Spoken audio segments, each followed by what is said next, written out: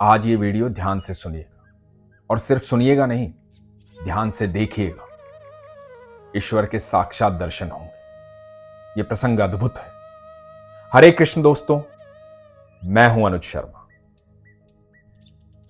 जयपुर में रहने वाली पूजा सोनी। पूजा सोनी भगवान के अनन्य भक्त है, ठाकुर जी की अनन्य भक्त है।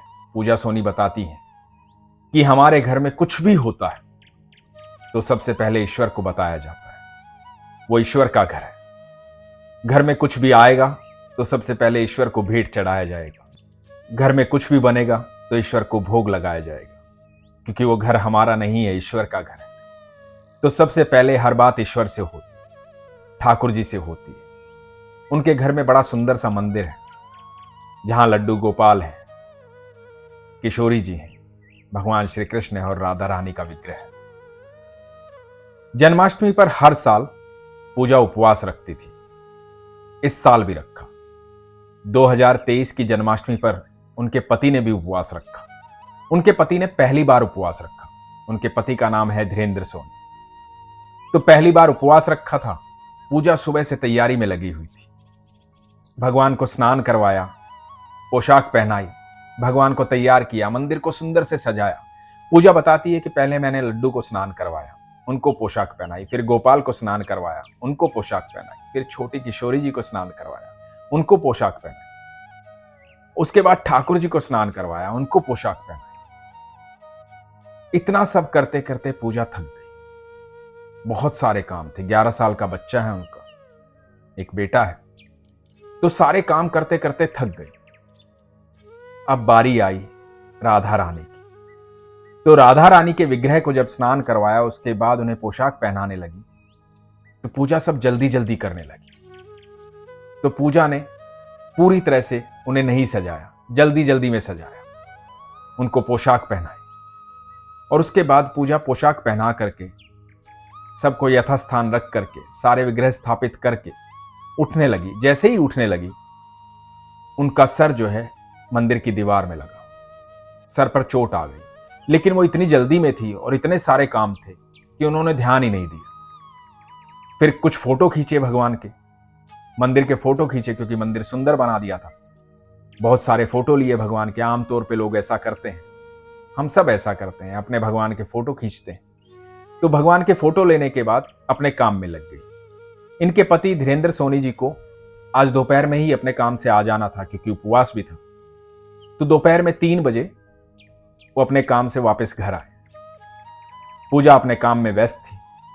तो धीरेन्द्र सोनी जी अपने घर के मंदिर में माथा टेकने गए, भगवान को देखने गए, मंदिर को देखने गए। मंदिर सजा हुआ था, सुंदर लग रहा था। अचानक से धीरेन्द्र जी ने पूजा को आवाज दी और पूजा से कहा कि पूजा देखो, ये क्या हुआ? राधा रानी ऐसी क्यों लग रही है? देखो राधा रानी को क्या हुआ? पूजा भाग कर आई। पूजा ने देखा कि राधा रानी की गर्दन मुड़ी हुई है, तिरछी है। पूजा को विश्वास नहीं हुआ। उसे लगा कि शायद मैंने विग्रह को सीधा नहीं रखा है, तो ठाकुर जी की तरफ मुंह करके रख देती हूं, सीधा रख देती हूं, जैसे हमेशा रखती हूं। उन्होंने उसे सीधा रखा, लेकिन गर्दन जो है फिर भी मुड़ी हुई थी। पूजा की समझ में नहीं आया, धीरेन्द्र जी की भी समझ में नहीं आया, क्योंकि विग्रह मार्बल का बना हुआ है, गर्दन कैसे मुड़ सकती है? कोशिश की हाथ से सीधा करने की, पर कैसे हो सकती है? मार्बल का विग्रह है, कैसे सीधी हो? मन व्यथित हो गया, व्याकुल हो गया। भाग करके नीचे अपनी भाभी के पास गई। भाभी से जाके बोली, भाभी मुझे लगता है राधा रानी नाराज है। मैं उनको अच्छे से सजा नहीं पाई, जल्दी जल्दी में थी। मेरे सर पर चोट भी लग गई। मेरी समझ में नहीं आ रहा मैं क्या करूं। तो भाभी ने कहा, क्या हुआ? तो पूजा ने बताया कि मैंने सबको 2-2 हार पहनाए थे, राधा रानी को 1 हार पहनाया था। शायद वो नाराज हैं, मैंने उन्हें जल्दी से तैयार किया था। तो भाभी ने कहा कि ठीक है, जाके दूसरा हार पहना दे। पूजा ने कहा कि नहीं भाभी, राधा रानी की गर्दन जो है वो मुड़ गई है, घूम गई है, तिरछी हो गई है। भाभी बोली, ऐसे कैसे हो सकता है? चल मैं भी देखती हूं। और भाभी ऊपर आई।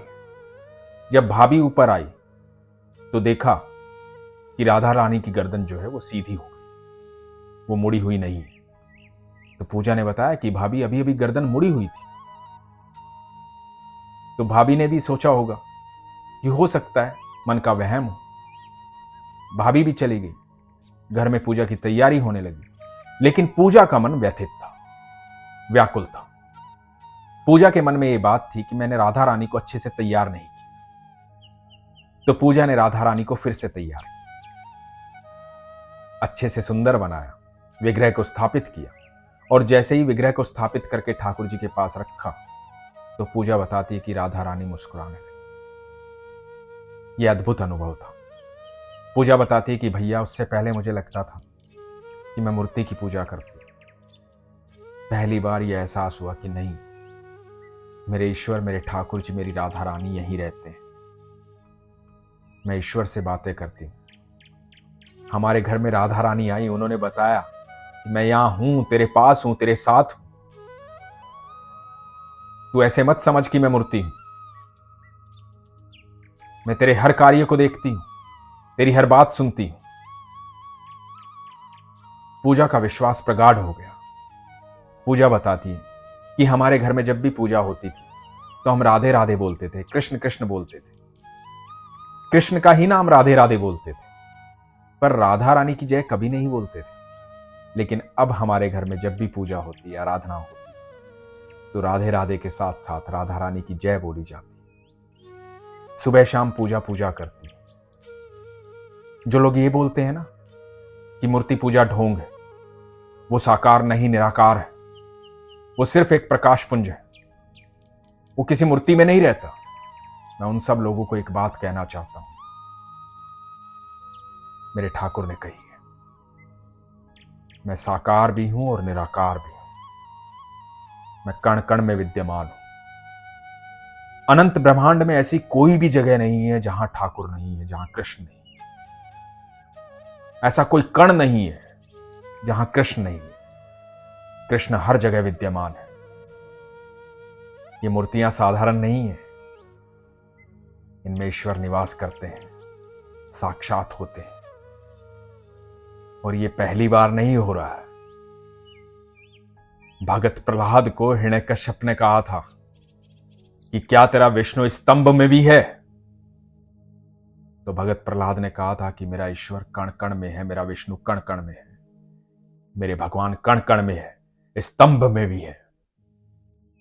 और गुस्से में आके हिरण्यकश्यप ने उस स्तंभ पर वार किया था।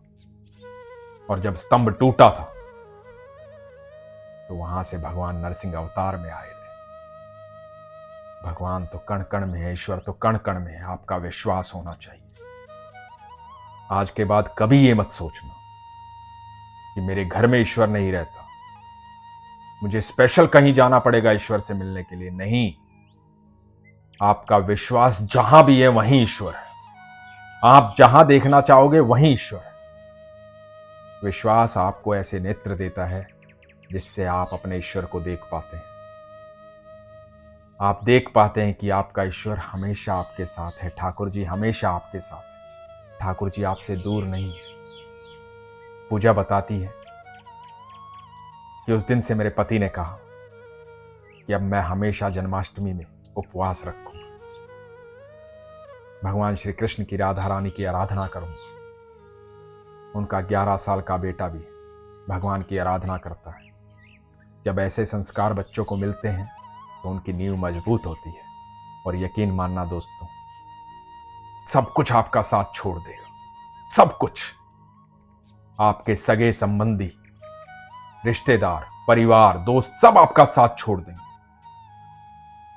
एकमात्र ईश्वर ही है जो हर पल आपके साथ है और हर पल आपके साथ रहेगा।